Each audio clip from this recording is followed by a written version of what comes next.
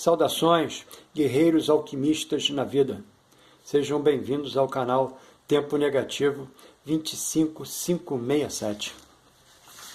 Hoje é meu dia solar 22.603, donde se conclui que são faltantes para a jornada do peregrino 2.964 dias solares. Pois bem, hoje é meu ensaio 17 de abril de 26, onde eu produzi 1.117 palavras.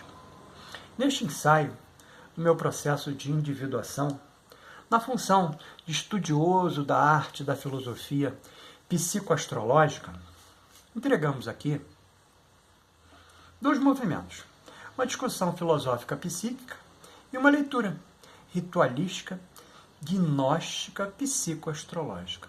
Essa baseada nos paradigmas de Covey e Sivananda. O que fazemos repetidamente somos. Portanto, a excelência não é um ato, mas um hábito.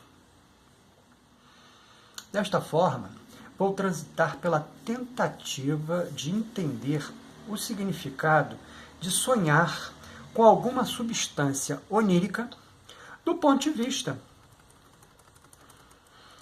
da terapia psicanalítica junguiana e como interpretar esse sonho no contexto da vida, em duas partes distintas.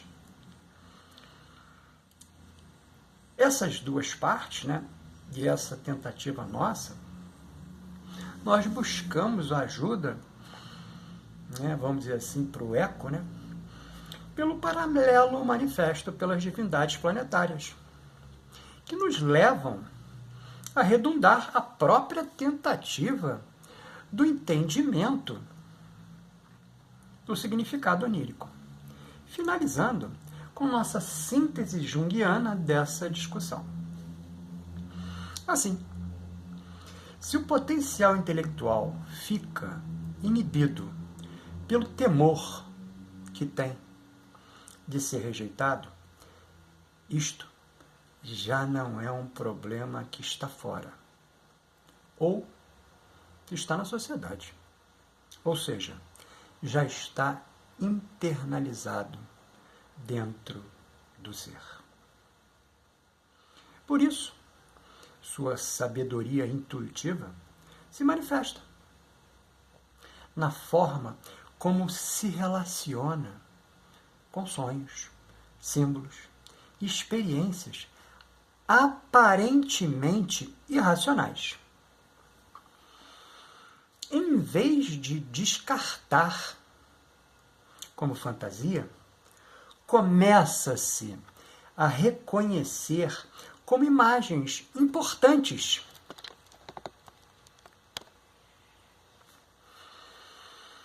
do inconsciente.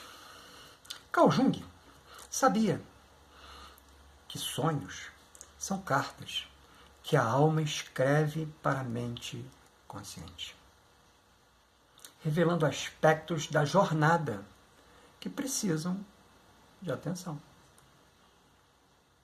Na psicanálise, os sonhos funcionam como pontes entre o inconsciente e o consciente. Para entender o significado do sonho, é necessário a amplificação dele, que consiste em explorar mais a fundo os simbolismos daquilo que o inconsciente escolheu para representar uma situação psíquica. Neste sentido, as perguntas que fazemos para o sonho nos permitem explorar o sentido que o símbolo tem para cada um, individualmente. Desse modo, elas facilitam a reflexão e estimulam associações pessoais com as próprias vivências do sonhador. Na primeira parte, usamos o processo de reflexão sobre algumas questões sobre o contexto do sonho. Comece o seu processo respondendo 6 perguntas. Aqui é legal, né, que a gente criou, por assim dizer, né, um script, né, dessas perguntas, né? E, evidentemente, entendemos, né, que essas perguntas aqui, de forma verbalizada no ensaio, né, elas podem ficar, digamos assim, muito soltas, né? E a gente entende também, né, que havendo essa necessidade, né, do guerreiro alquimista na vida, né, nós estamos aqui, exatamente, através de todos os nossos elementos, né, de troca, né, e principalmente aqui no Facebook e também no WhatsApp, né, não tanto falei bobagem, principalmente no YouTube e no WhatsApp, né, não tanto no Facebook e no Instagram. Então, havendo essa necessidade de tentar fazer esse processo, né, aciona a gente aqui, principalmente através do WhatsApp, né? Está informado aqui na descrição desse vídeo que a gente vai trocar isso com você de forma a te ajudar, né? A fazer nós não vamos conseguir nunca, né, fazer o processo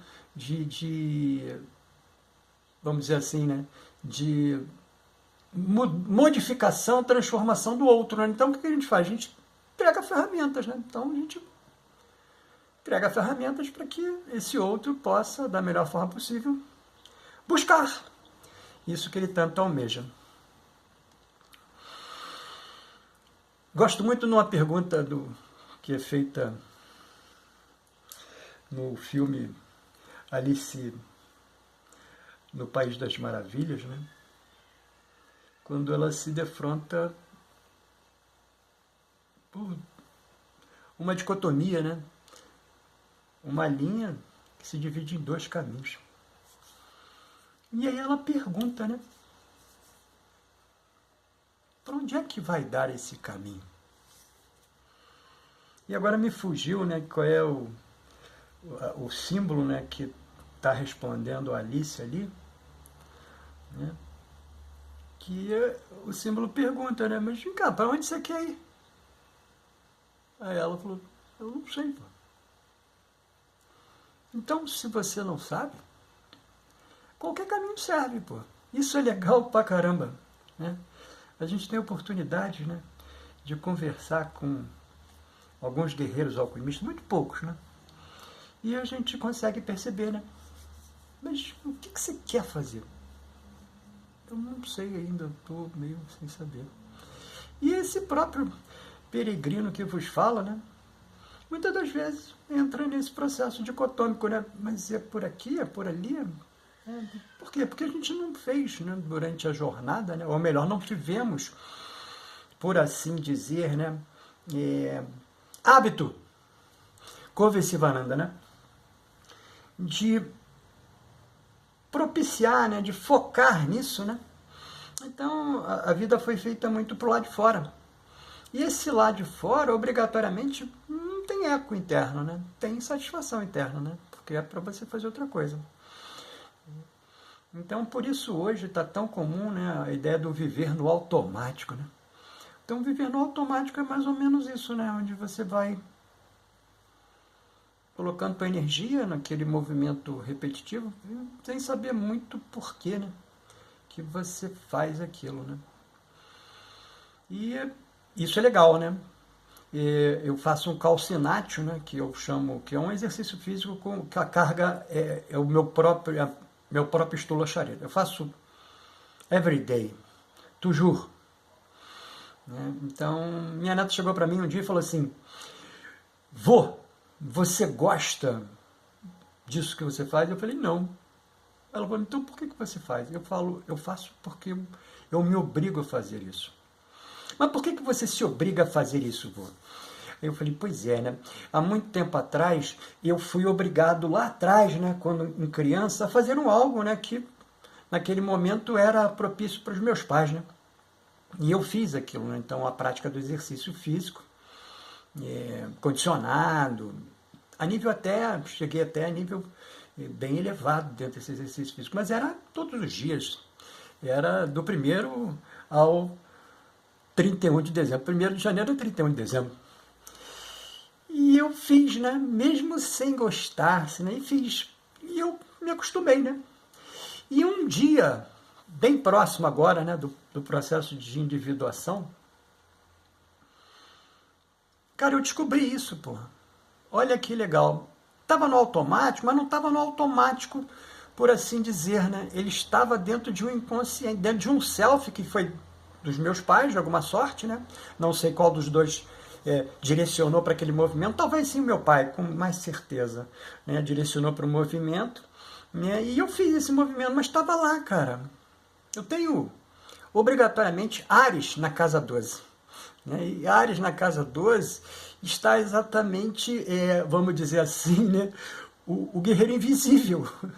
O guerreiro invisível, ele precisa otimizar o Marte, né, que é o regente desse Áries, na prática condicionada de um exercício forçado. Olha só, cara, que me divaguei um pouco, né, aqui na linha, mas para pensar exatamente a representação onírica, né, que a gente se animou para fazer isso, né? Então, porque esse discurso, né, dessa descoberta, né, que eu pude vir a fazer, fazendo um movimento aqui, outro movimento ali, é desse ano, cara. É desse ano. Né? Então, ou seja, passei quase, hoje eu tenho 22.603 dias. Então, passei 22 mil dias solares sem saber, né, que aquilo que eu estava fazendo era necessário para essa consciência, né, esse orbe, fazer todos os dias dessa existência. Olha que legal.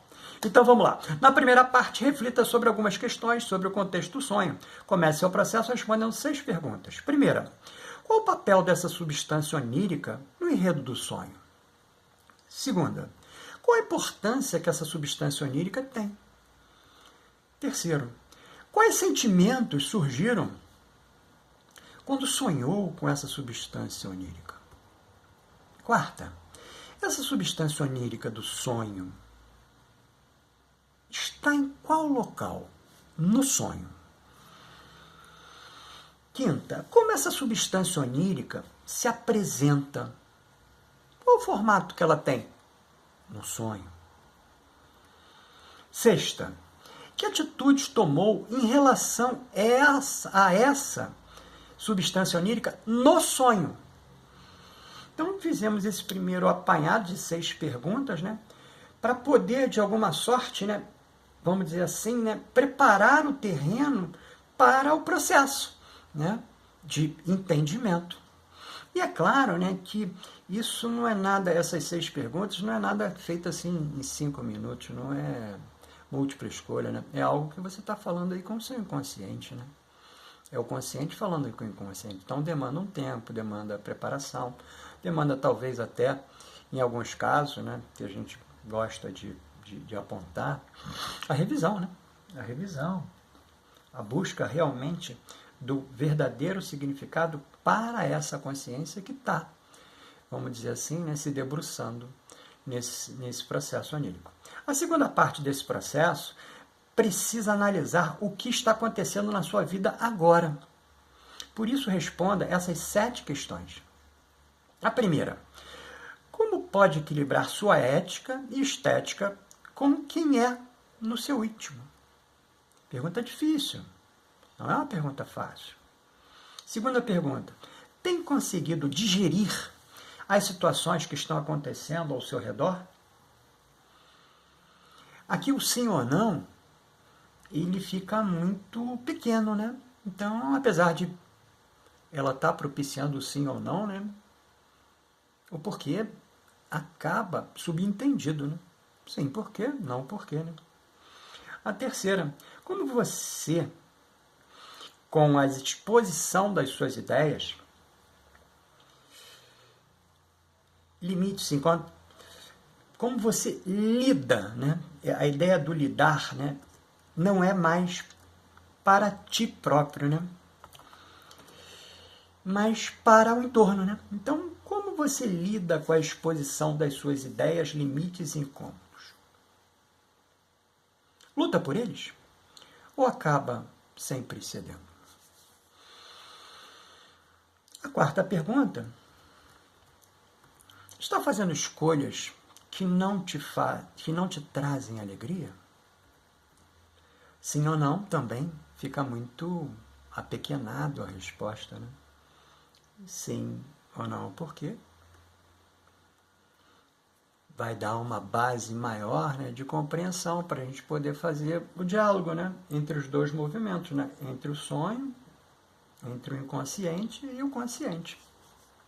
A quinta pergunta: está vivendo uma vida que te tira o encanto? Mais uma vez, o sim e o não a pequena. Então, o porquê sim, o porquê não. Encorpa. O que precisa amadurecer em você? Essa é uma pergunta também extremamente pontual, né? Que dificilmente a gente consegue perceber, né? Por quê que a gente consegue perceber? Porque essa palavra aqui, o amadurecer, ele vai estar diretamente relacionado a um processo da sombra. A sombra é aquilo que você não permite, né, que se apresente, né? Então, essa pergunta aqui a gente usou dessa forma, né, para trazer uma relação mais, digamos assim, cordial e mundana, né? Não psicológica, né? Não psíquica.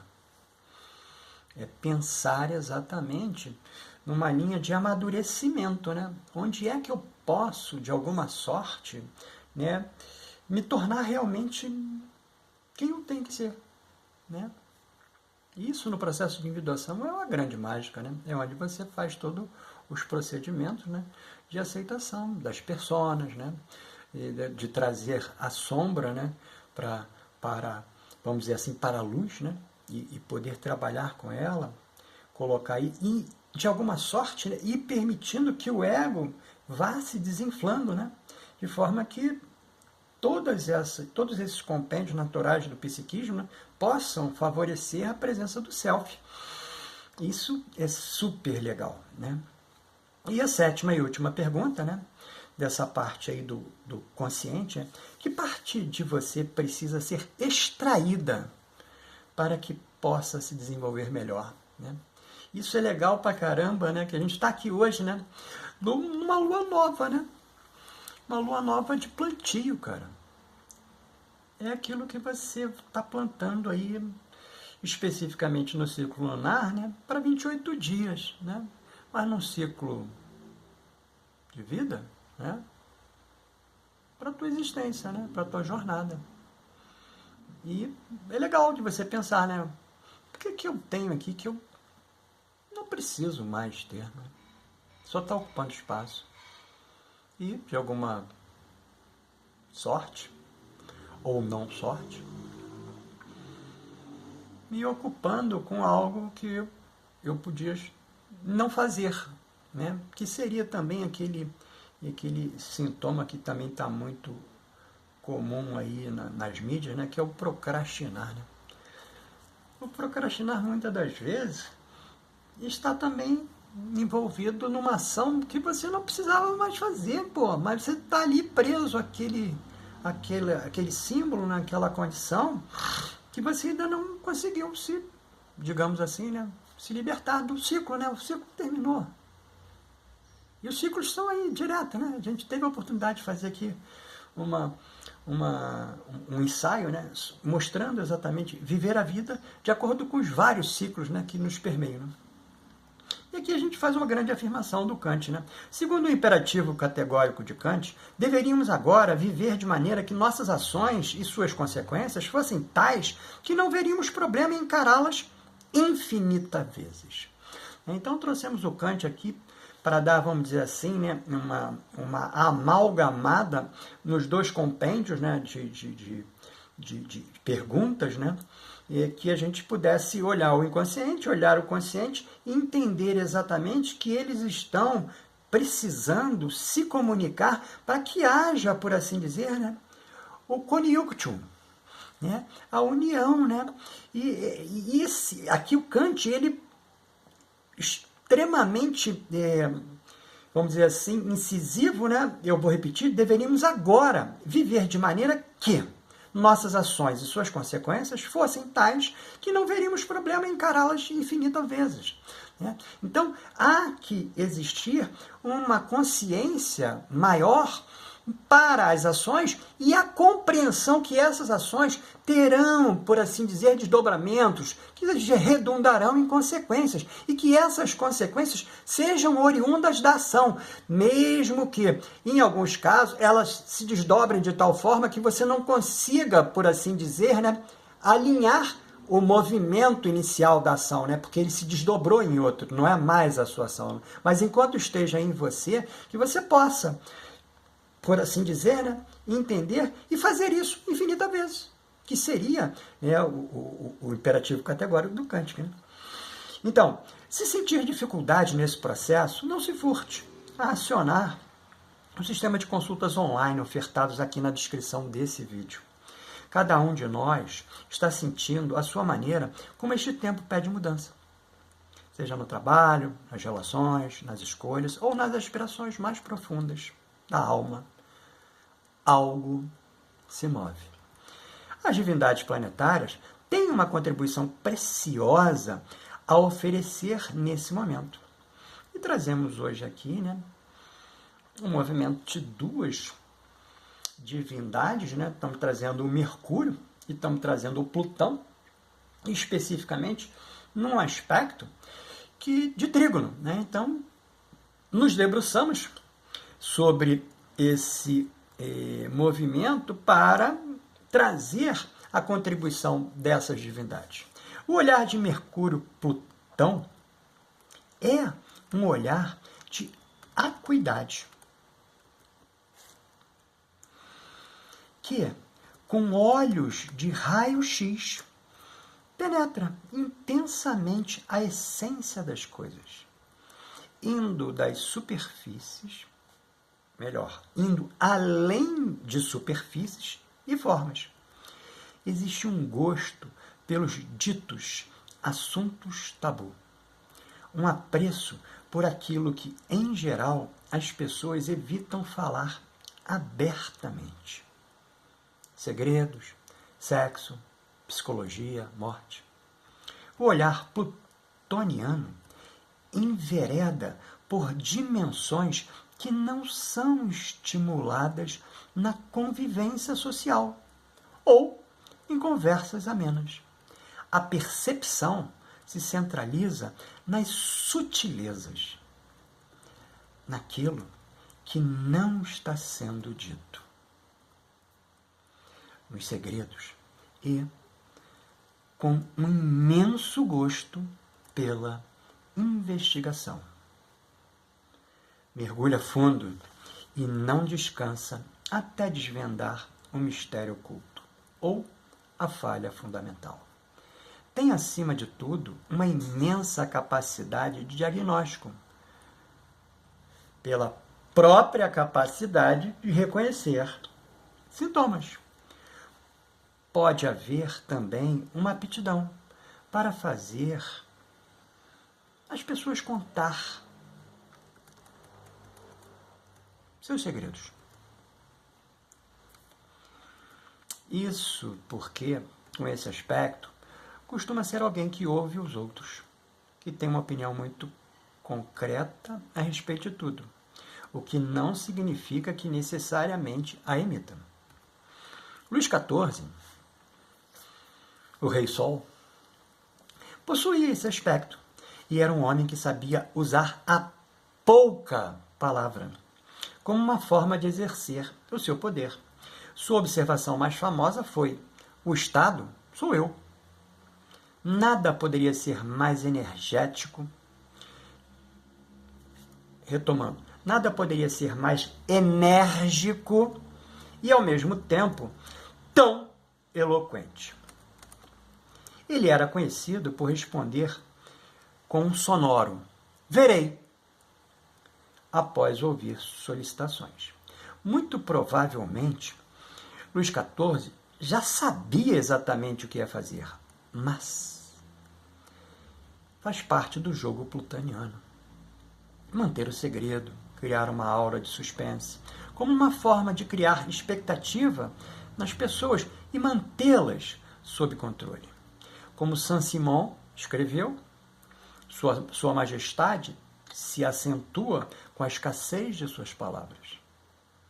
A nossa síntese junguiana é, se aceitarmos que há padrões arquetípicos, dialogar com o inconsciente através de mitos, símbolos e sonhos, como Jung sugeria, não é aprender algo externo, mas ativar predisposições internas, como acender um circuito.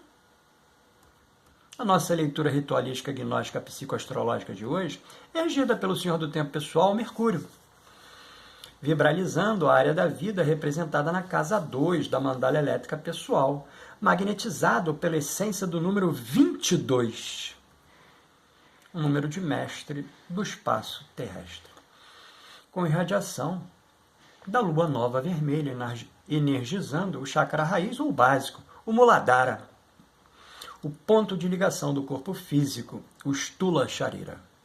Então, ficou interessado nessa verbalização do meu processo de individuação? Então adquire nossa mais recente produção, o plano prático de autoconhecimento do processo de individuação, no viés junguiano, é claro. E, extraordinariamente, por um ofertamento temporal, a conjunção Saturno-Netuno em 0 graus de Áries. Um movimento que não mais se repetirá por 170 anos. E como a gente vem falando, né, a gente vai continuar fazendo esse ofertamento que com muito carinho, né, com muita energia interior, nós produzimos, né, para assim dizer, ajudar, não é facilitar, não, é ajudar no sentido de quê? Da disponibilização da ferramenta para o guerreiro alquimista que se sinta de alguma sorte atraído por esse movimento, né, para que ele possa, né, dar, vamos dizer assim, o salto dele, um salto que nesse orbe não mais se repetirá por 170 anos, enquanto energeticamente os 2 planetas estiverem distando 5 graus. Que nós aqui, né, produzimos em 2 frentes distintas, a casa dessa ocorrência e a identificação com o ascendente, disponível ambos os movimentos, né, tanto o plano prático como a conjunção, através do WhatsApp, informado aqui na descrição desse vídeo. Aproveita e escreve aqui nos comentários sua opinião, mas não esquece de adicionar o WhatsApp, que também estamos disponibilizando em PDF, pelo valor simbólico de R$ 11,18, o método terapêutico para a psique. Aquele ali, ó, o frontispício dele está lá atrás, ó. Para, em contexto terapêutico, acompanhar e auxiliar outros guerreiros alquimistas na vida a lidar com emoções difíceis, traumas e outros desafios emocionais que vamos juntos buscar o nosso equilíbrio. Lembrando em tempo que você pode obter os fatores vibracionais do seu próprio ritual gnóstico psicoastrológico dentro do sistema de consultas online ofertados aqui na descrição desse vídeo. Lembrando ainda, né, que o @tempo negativo 2567 está ali paradinho, né, no Instagram e no Facebook. Você nos vê no próximo vídeo.